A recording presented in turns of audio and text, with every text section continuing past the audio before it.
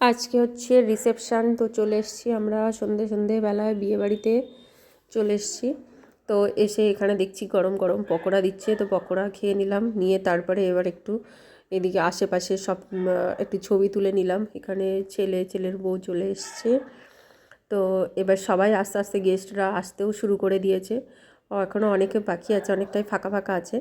তো আমরা সবাই বসে আছি। এখানে দেখো একটা ডগি এসছে, ওটা নিয়ে পিকু আর টুলি খেলা করছে ওদের সঙ্গে, আর ওদের পাশে বসে আছে ভাইপো।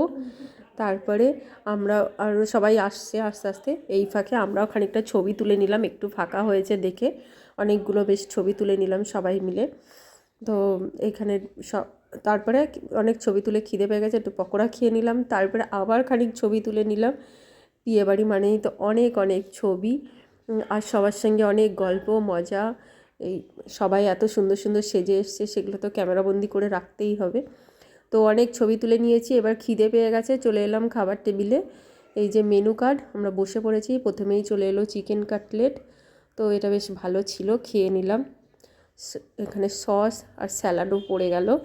তারপরে ছিল কড়াইশুঁটির কচুরি আর আলুর দম, বেশ এটাও ভালো ছিল খেতে। তো এটা খাওয়ার পরে চলে আসলো পি রাইসের সঙ্গে ফিশ রেজালা। তারপরে ছিল চিকেন কষা আর মিষ্টি পাঁপড়, এগুলো তো আছেই। তো বিয়েবাড়িতে বেশ খুব মজা হলো, সঙ্গে জমজমাট খাওয়া দাওয়াও হলো, অনেক গল্প হলো, মজা হলো। তো ভিডিওটা কেমন লাগলো অবশ্যই কমেন্টে জানিও, ভালো লাগলে একটা লাইক করে দিও।